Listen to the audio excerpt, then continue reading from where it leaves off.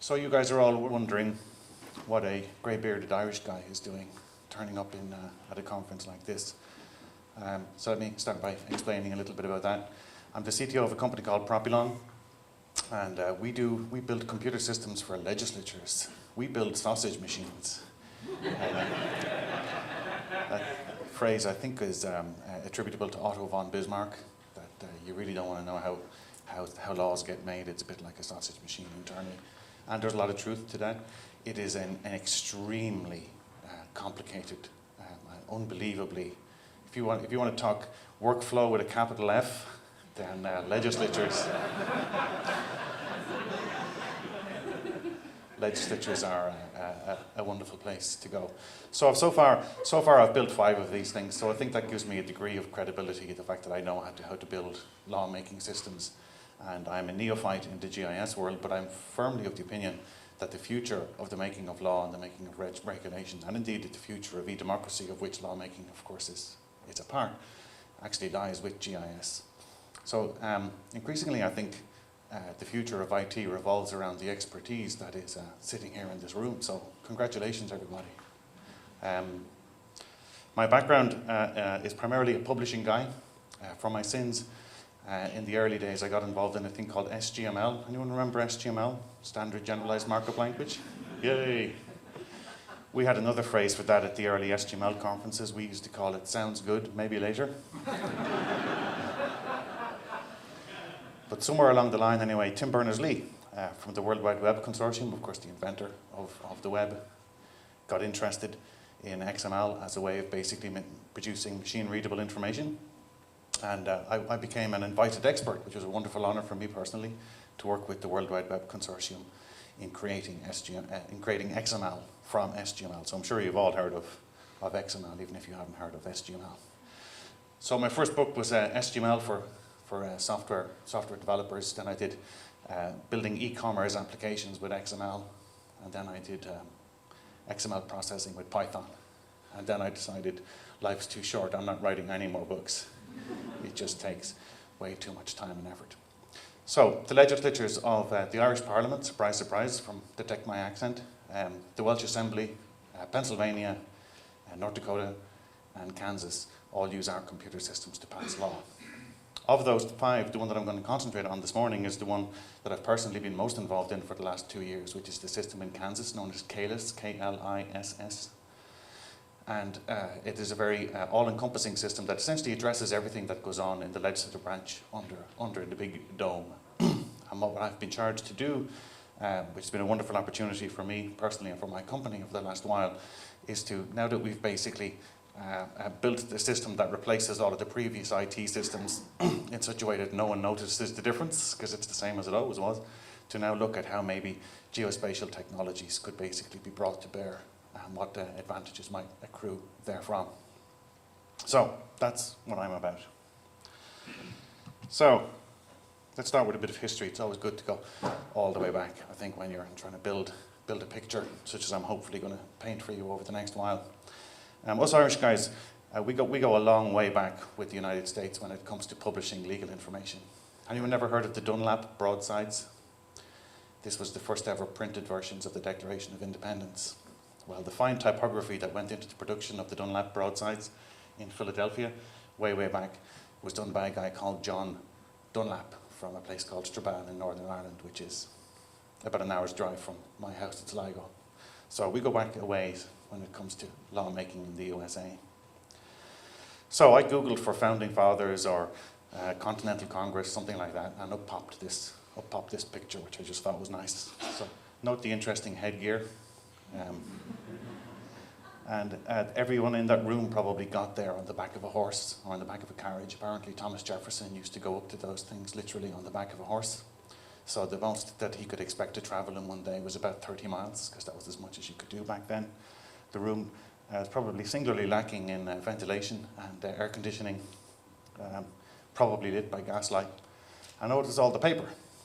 So you might think, well, yes, that was like 240 odd years ago. Things have moved on dramatically since then.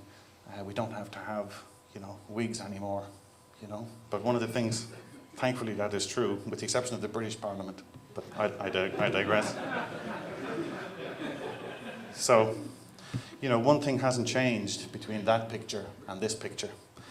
That, quite sadly, today is basically state of the art for a legislator desktop. If you're in the business of making law, any legislators in the room are former legislators? No, okay. But I promise you, one of the things that you will see once you go inside one of these sausage machines, once you go under the dome and find out what the legislature in your home state actually does, you will be absolutely shocked at the amount of paper involved.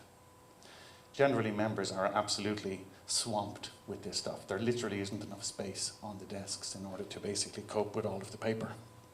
And when I look at that, I kind of think, yeah, well, for the last 25 years, I've built computer systems to make it possible to produce that paper better, faster, quicker. All of those documents that you're looking at on that particular desktop, which happens to be a Senate desk in Kansas, was all produced from my computer system, and I'm very proud of it. Having said that, I want to find a way to get rid of the paper. So members will always say that, gosh, we just don't have time to read the bills. You know, there's just so much stuff. You know, and I promise you, if you were a legislator, you would not have time to read the bills either. They come at you so fast, there's just so much volume, you just cannot cope. Now, folks around the world, and in the US is no exception, are saying things like, gosh, let's get iPads into the chambers, you know, and let's get rid of all of the paper. And I think, well, yeah. But if I replace all of that physical paper with a corresponding volume of PDFs in terms of page counts, you know, have I really made things dramatically better? Yeah, I probably saved a few $1 million in print costs. But there's just so much more that we could potentially do if we look at what's really going on inside this sausage machine and what really is on the words that are on those pages. So this, believe it or not, used to be the way lawmaking happened in Kansas prior to the CALA system. And Kansas is not at all unusual. There are many US states where this is still true. There's an incredibly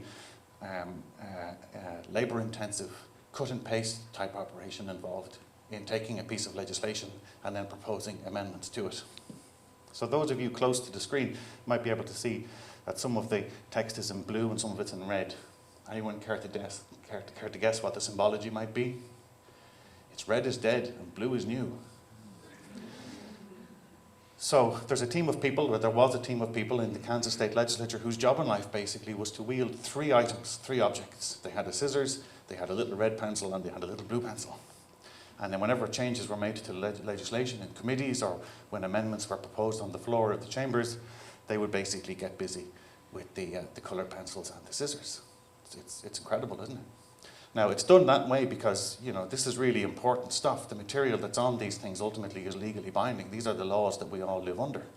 So the people who do this work are just unbelievably studious and unbelievably good and careful at making sure that nothing gets dropped and everything's fully accounted for. But it's still an incredibly intensive way about doing things. So we've replaced all of this. Susan Kennard runs the House in the Kansas State Legislature, and we gave her a little presentation box. It's one of those little glass boxes with a glass front to it, and inside it we've mounted a red pencil, a blue pencil, and the scissors with a little thing across the bottom which says, in case of emergency, break glass.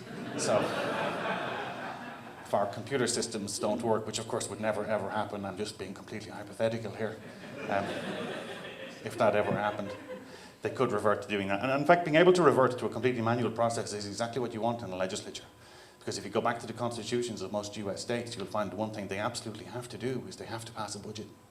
So the notion of saying, sorry guys, we can't pass the appropriation budget today because the computer system doesn't work, simply isn't an option. Anyway. So, surprise, surprise, this leads to absolutely mountainous amounts of paper.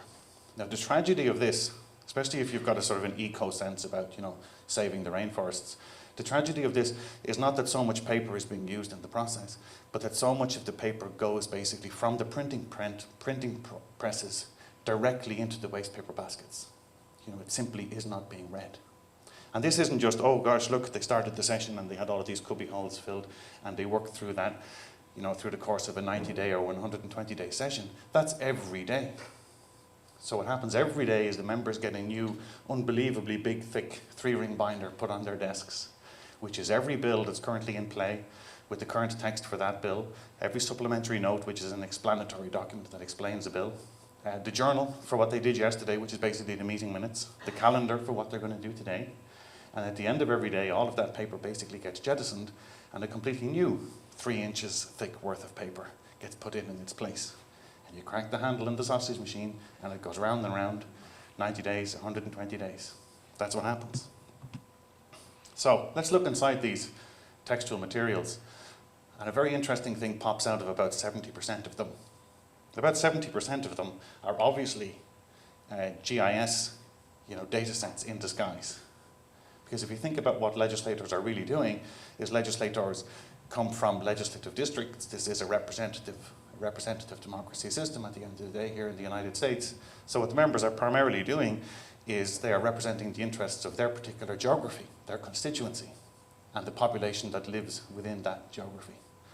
So if the system is working the way it was intended to work, this is from a political science theoretical perspective, what's supposed to happen is that every time someone proposes a piece of legislation, proposes an amendment, the member should be sitting there and saying, well, I'm from Shawnee County. How is this going to play in Shawnee County?